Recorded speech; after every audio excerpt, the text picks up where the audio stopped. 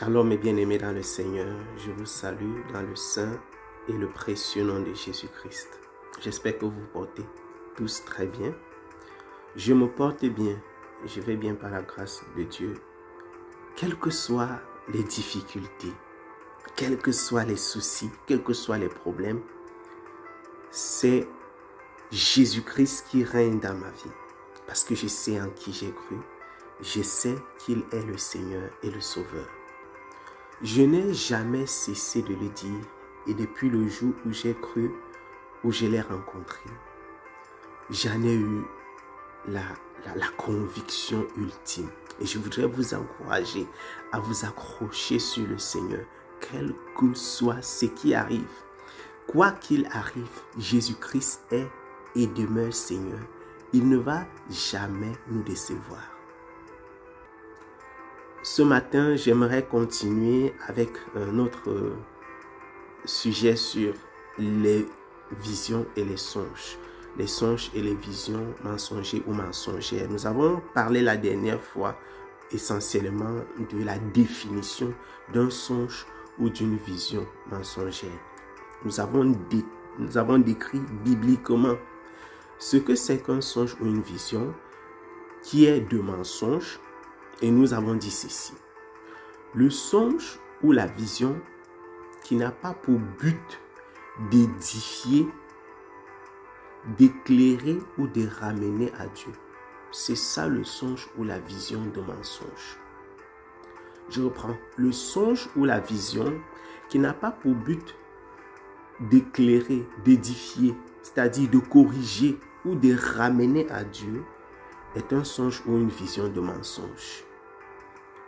Pour ceux qui n'ont pas eu la possibilité de suivre la vidéo de la dernière fois, je vous exhorte à le faire, à aller suivre la vidéo que nous avons faite la dernière fois pour comprendre la justification biblique de cette définition de songe ou de vision de mensonge.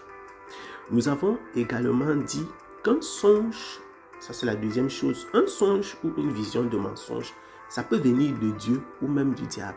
Il y a des personnes qui pensent que parce que Dieu est Dieu, Dieu est bon, Dieu est fidèle, il est juste. Effectivement, c'est vrai. Donc, ça veut dire que le Seigneur ne peut pas envoyer un songe ou une vision de mensonge. Nous avons montré bibliquement que c'est possible que Dieu donne un songe ou une vision de mensonge. Et bien évidemment, le diable le fait également. Donc ce matin, nous passons à autre chose par la grâce de notre Seigneur Jésus-Christ.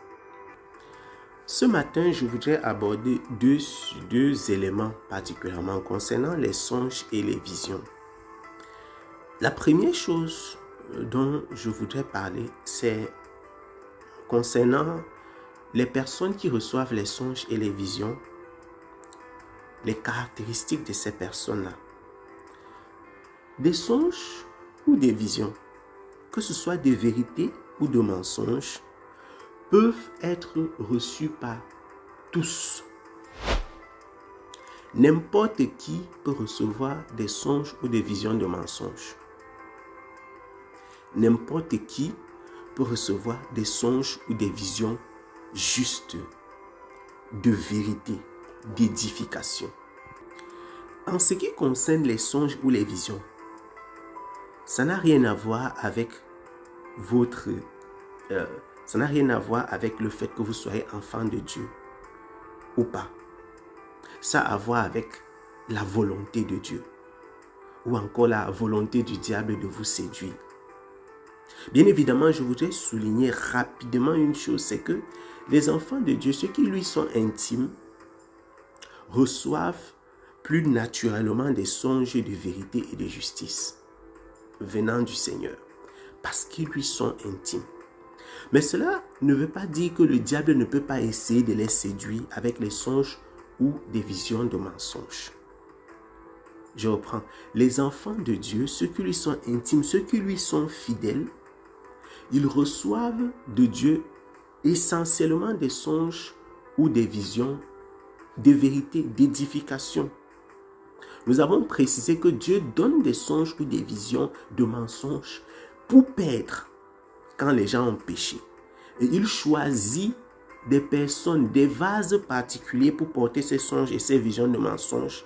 Et ces personnes qui les transmettent sont souvent animées d'un esprit de mensonge, que c'est Dieu qui a laissé opérer.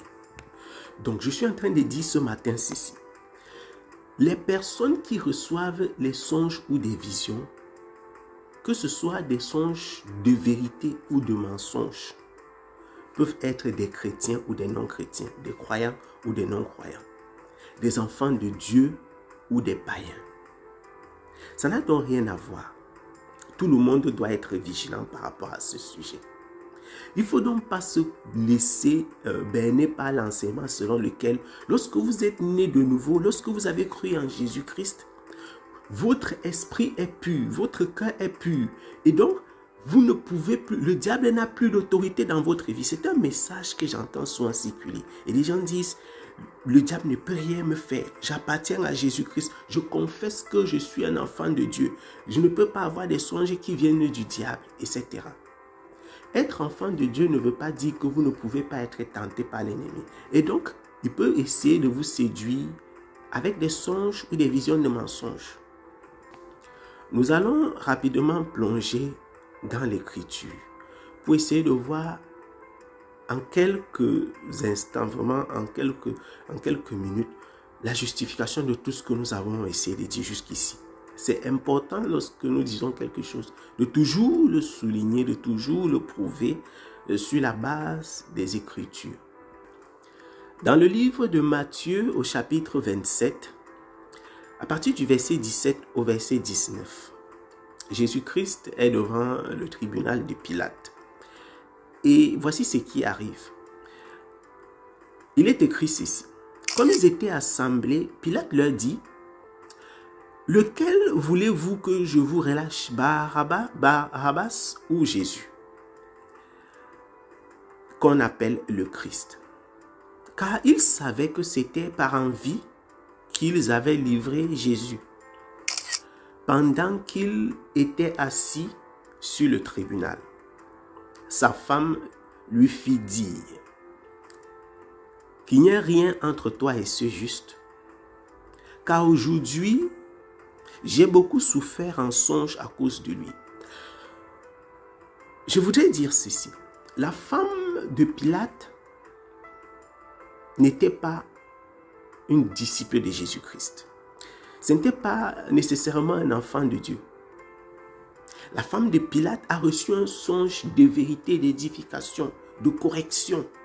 Elle a reçu de la part de Dieu pour avertir son époux, afin que celui-ci ne soit pas irrépréhensible lorsqu'il prendra sa décision en âme et conscience. Elle lui a dit, j'ai beaucoup souffert en songe à cause de lui.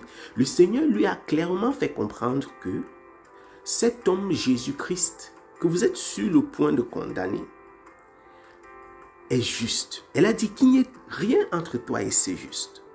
Elle lui a clairement dit ça, qu'il n'y ait rien entre toi et c'est juste. Cette femme a reçu un songe juste, vrai. Donc, il faut comprendre que ce n'est pas parce qu'un songe ou une vision vient d'un païen qu'il est faux, qu'il n'est pas édifiant, qu'il n'est pas vrai. Car il y a des personnes qui croient que le fait d'être enfant de Dieu, c'est comme un vase clos dans lequel ils se retrouvent et personne d'autre ne peut s'y retrouver. Je vais dire encore ceci. Le fait d'être enfant de Dieu pour eux justifie qu'ils rejettent tout ce qui vient d'un païen. Même les conseils d'un païen, de quelqu'un qui ne connaît pas le Seigneur, peuvent être conduits, poussés par le Seigneur Jésus-Christ. Un païen peut vous donner un conseil dans la vérité, dans la droiture. Pas pour vous séduire, pas pour vous perdre, mais pour vous édifier. Mais évidemment, lorsque vous recevez un conseil d'un païen, qui a eu un songe ou pas, vous devez prier. Vous devez avoir le discernement par le Seigneur, grâce au Saint-Esprit, pour comprendre la source, l'origine, le but du songe ou de la vision en question. Dans le livre de Matthieu, chapitre 4, voyons un autre texte. Dans Matthieu, chapitre 4, à partir du verset 8 au verset 10, il est écrit ceci. Le diable le transporta encore sur une montagne très élevée et lui montra tous les royaumes du monde et leur gloire. Et lui dit, je te donnerai toutes ces choses si tu te prosternes et m'adores. Jésus lui dit, retire-toi, Satan, car il est écrit, tu adoreras le Seigneur ton Dieu et tu le serviras lui seul. Nous venons de lire le texte dans lequel une femme païenne, et il y a une multitude de textes de ce type dans la Bible. Il y en a vraiment beaucoup. On peut citer le songe du Philistin, on peut citer le songe de Pharaon, le songe de Nebuchadnezzar. Il y en a plusieurs.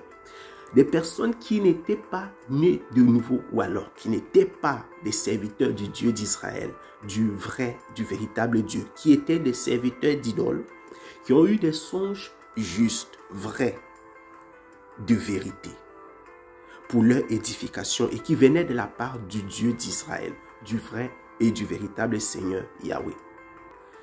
Nous venons de lire que Jésus-Christ lui-même, le Seigneur des Seigneurs, le Dieu véritable et la vie éternelle, a eu une vision. Mais cette vision venait de qui?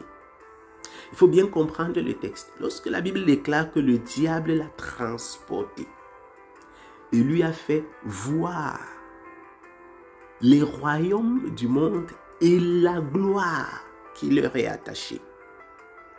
De quoi est-ce qu'il s'agit? Il s'agit clairement d'une vision. Et Jésus-Christ, qui est le type de l'enfant de Dieu, dans la chair, la Bible l'appelle le Fils de Dieu. Et tous les Juifs savent ce que veut dire le Fils de Dieu. Le Fils de Dieu ne veut pas dire l'enfant de Dieu. Le Fils de Dieu veut dire autre chose, bibliquement parlant. Mais je ferme la parenthèse et nous passons. Jésus-Christ, qui est le type des enfants de Dieu que nous sommes, a été tenté. Le diable a essayé de le séduire avec une vision de mensonge. Pendant ce temps, la femme de Pilate, qui n'est pas enfant de Dieu, a reçu un songe de vérité. Je voudrais donc par là dire quoi? Ne soyez pas séduits. Priez le Seigneur afin de toujours discerner lorsque vous recevez un songe ou une vision. Afin de toujours discerner lorsque vous recevez une parole. Priez le Seigneur. Ne soyez pas distraits. Ne soyez pas de ceux-là qui disent « Je suis enfant de Dieu, donc ne soyez pas orgueilleux. Ne vous enorgueillissez pas en disant « Le diable ne peut pas me tenter. Je suis un enfant de Dieu. Quand je reçois les songes, c'est toujours clair. Quand je reçois les visions, c'est nickel. » Il faut faire attention par rapport à ça. Il faut faire très attention par rapport à ça. Je voudrais d'ailleurs ajouter par rapport à ce sujet que les esprits impurs continuent à vous suivre, à vous chercher, à vous poursuivre même quand vous êtes dans le Seigneur, pour vous séduire. Et que très souvent, ces songes et ces visions que vous avez sont clairement, pas toujours, souvent, sont clairement venus porter en eux les germes de la confusion. C'est souvent quand les enfants de Dieu veulent avancer dans leur marche avec le Seigneur, dans leur vie, que des songes et des visions étranges arrivent. Et parfois tu entends des chrétiens te dire, je voulais faire telle chose. J'ai la conviction dans mon cœur, mais j'ai eu un songe là l'autre jour. Je ne sais pas si je dois le faire. Ça peut concerner un travail, une initiative personnelle, une entreprise particulière. Le mariage, le domaine du mariage, c'est l'un des domaines capitaux. Et les gens vont te dire, je ne sais plus si je dois le faire, mon frère. Je ne sais pas, mais je me demande, est-ce que le diable peut me parler? Je suis enfant de Dieu. Tu les regardes. Tu ne sais pas. Est-ce que les gens se rendent compte? Oui, vous avez souvent des songes venant de Dieu, mais vous pouvez également être séduit par le malin. Je vais terminer par la deuxième chose que nous avons préparée pour ce jour. Il faut savoir que le Dieu que nous servons n'est pas un Dieu bavard.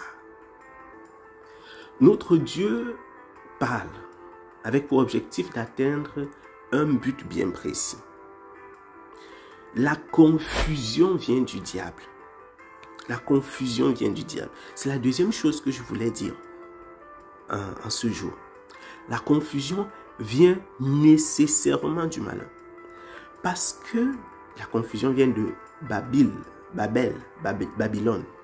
C'est le symbole de la confusion. La confusion est venue de là. Le Dieu que nous servons, c'est un Dieu de justice et de vérité, qui ne confond pas. Il est clair, il justifie, il redresse. Lorsque vous êtes confus par rapport à une décision, que cela soit venu d'un songe ou d'une vision, la probabilité que vous soyez en train de vous tromper est très forte. Il faut vous arrêter, il faut prendre un temps, une pause pour dire attention, qu'est-ce qui se passe? Tous ces songes, d'où viennent-ils? Pourquoi ils se multiplient et ne disent pas tous la même chose? Seigneur, éclaire-moi, quelle est ta volonté? Qu'est-ce que je dois faire? Faites attention. Il y a des personnes qui se gargarisent. Je suis né de nouveau. J'ai tellement de songes, j'ai tellement de visions. Oui, vous pouvez avoir beaucoup de songes et beaucoup de visions. Mais rassurez-vous que tout soit de Dieu. Rassurez-vous que tout soit de Dieu. Est-ce que tous vous édifient? Si tous ne vous édifient pas, une chose est certaine, et très souvent ce n'est pas le cas, c'est la conclusion, c'est la preuve selon laquelle il y a un esprit impur qui essaie de vous séduire. Il y a un ou des esprits qui essaient de vous séduire. La parole du Seigneur déclare ceci dans le livre de l'Ecclésiaste. La Bible déclare: car il y a des vanités dans la multitude des songes. Il y en a aussi dans beaucoup de paroles. C'est pourquoi crains Dieu. Il y a des vanités dans la multitude des songes. Il y en a aussi dans beaucoup de paroles. C'est pourquoi crains Dieu. Si tu crains le Seigneur, si tu mets en pratique la parole de Dieu, tu ne vas pas te tromper. Mais si tu mets ta confiance dans les paroles, dans les conseils des hommes, dans les songes et les visions, tu risques de te tromper. Tu risques de faire déposer ta vie sur le fondement d'un songe ou d'une vision de mensonge. Et c'est triste pour ceux qui disent: moi, le diable ne peut pas me parler. Moi, je suis né de nouveau. Ils sont nombreux. Le fondement de leur vie, c'est une vision de mensonge. Ils ont changé de travail à cause d'une vision de mensonge. Beaucoup se sont mariés à cause d'une vision ou d'un songe de mensonge.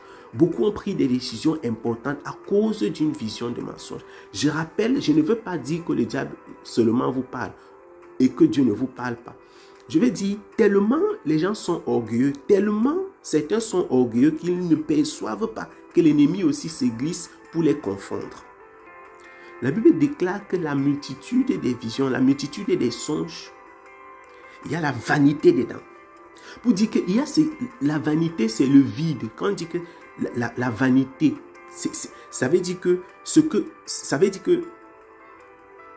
c'est vain, c'est inutile, c'est non nécessaire, c'est non essentiel, c'est vide de sens. La vanité, c'est ça. Donc, quand il y a une multitude de songes, ça veut dire qu'à l'intérieur, il y en a qui ne sont pas utiles, qui ne sont pas édifiants, qui ne sont pas nécessaires. Et parfois, c'est ceux-là qui captivent votre attention. Pareil que dans la multitude des paroles. C'est pourquoi, bien-aimés, craignons le Seigneur. Si vous mettez votre vie si vous rangez votre vie conformément aux Écritures, à la parole de Dieu, vous verrez que vous êtes conduit de la bonne façon. Ne soyez pas conduit par les songes et par les visions. Ne soyez pas conduit par Dieu m'a dit, Dieu m'a dit, Dieu m'a dit. Soyez conduit par il est écrit. Il est écrit. Il est écrit. Je vais m'arrêter là, mes bien-aimés, et plaise à Dieu nous toucherons autre chose concernant les paroles venant de Dieu. Lorsque les chrétiens disent « Dieu m'a dit, Dieu m'a dit, Dieu m'a dit ». Il en sera une autre fois. Soyez abondamment bénis. Que le Seigneur vous garde. Shalom.